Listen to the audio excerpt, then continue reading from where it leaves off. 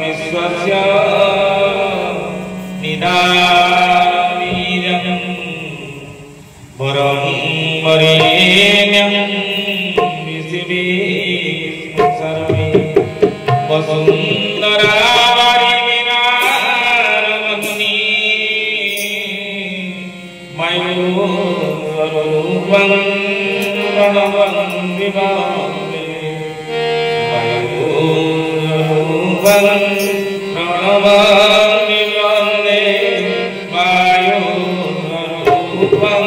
प्रणवं विवाहे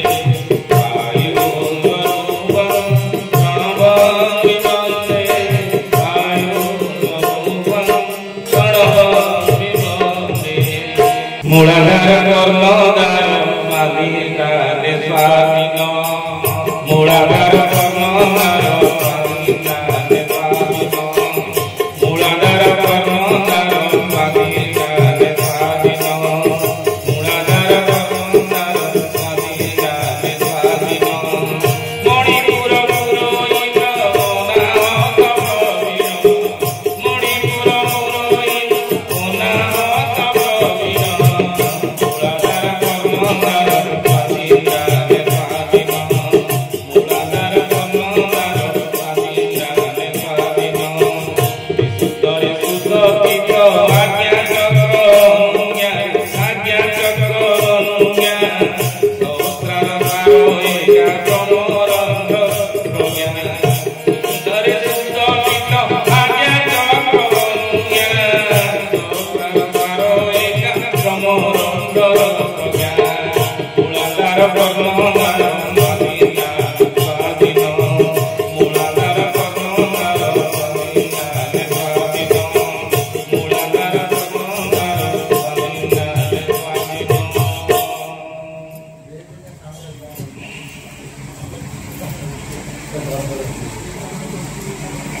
चरण तृतीय पुष्प प्रथम पाखुड़ा अष्टम संख्या सिक्त करुण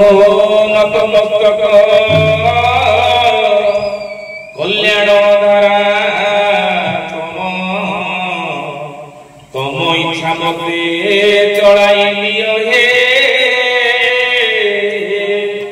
प्राप्त हेउ चरण प्राण गुरु स्वामी भावग्राही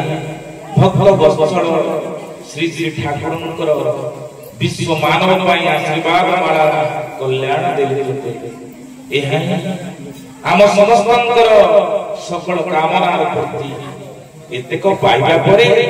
आउ प्राप्ति नहीं कामना वासना मध्य नहीं अछि केवल नित्य शांति एहा आम समस्तंकर नित्य पाठ्य अनुसरण चरण प्रथम परामर्शते कहूची तू खसड़ा पथरे पाद दे हुशियार होई धीरे धीरे आगे किंतु मु लक्ष्य करूची तू थकी जाउछु आहुरी अनेक दूर जिबा कहबो तते एई मात्र सात पादरे तू जदी अवश्य होई जीवु मन भांगी देबे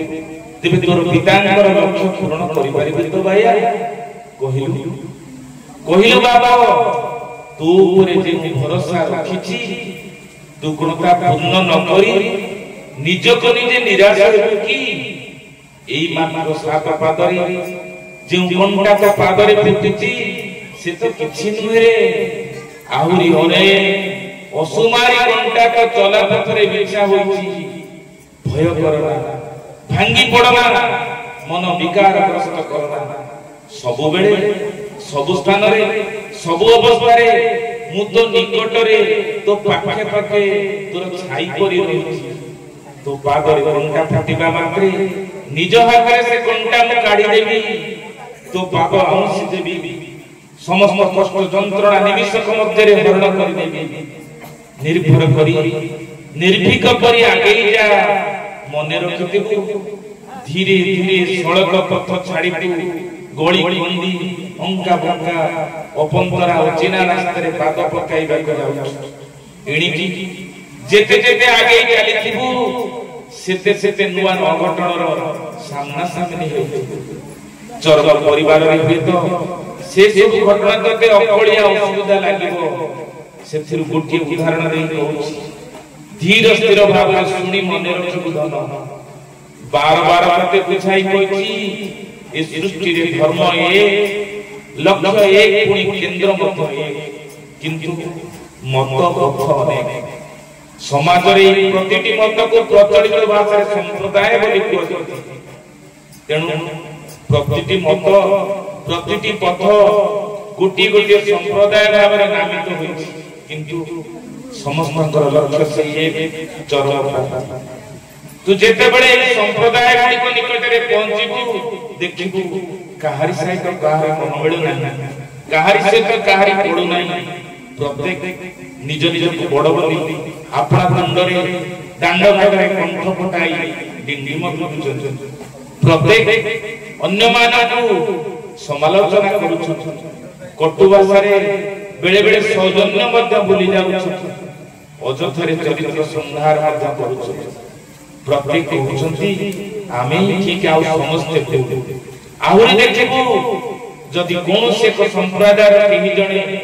अन्य एक संप्रदाय प्रति कोनोसी ना कोनोसी कारण आकृष्ट होई साहाय्य सहयोग बा सहानुभूति देखाइला तो तेबे ताकु तार निज संप्रदाय एकरकम बासंद कर दिया जाय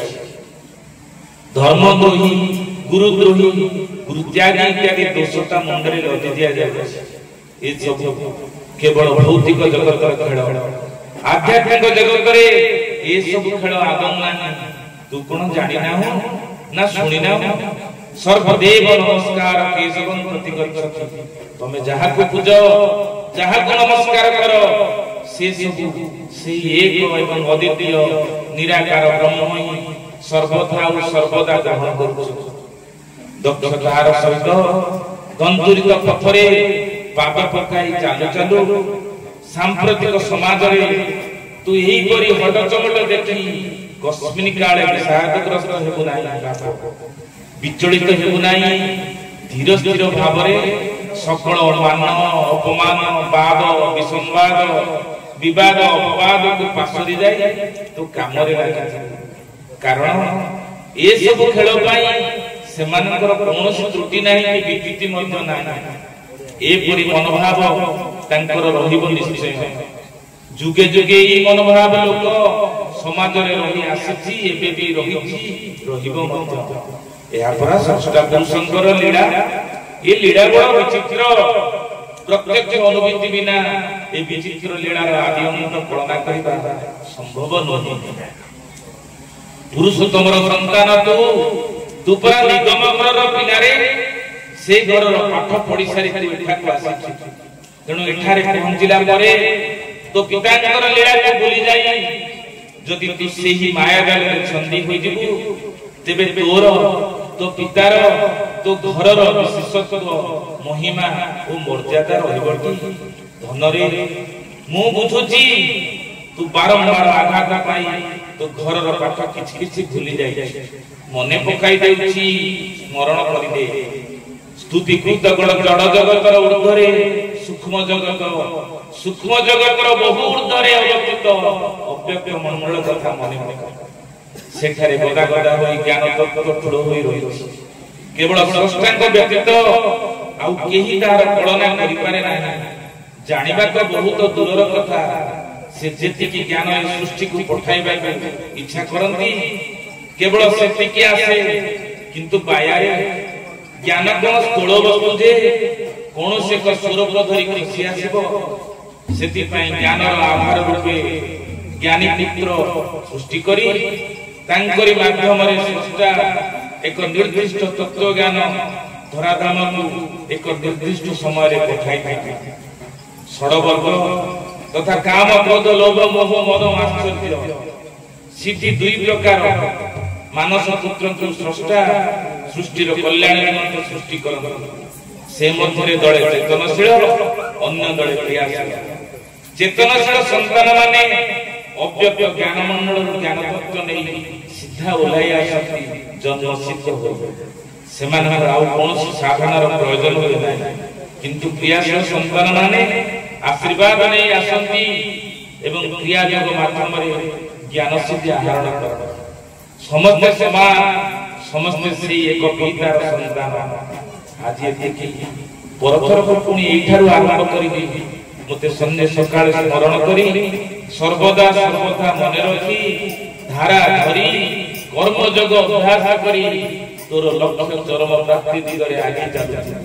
मु तते कल्याण करुछि तोर चिर मंगलकारी पिता पुरुष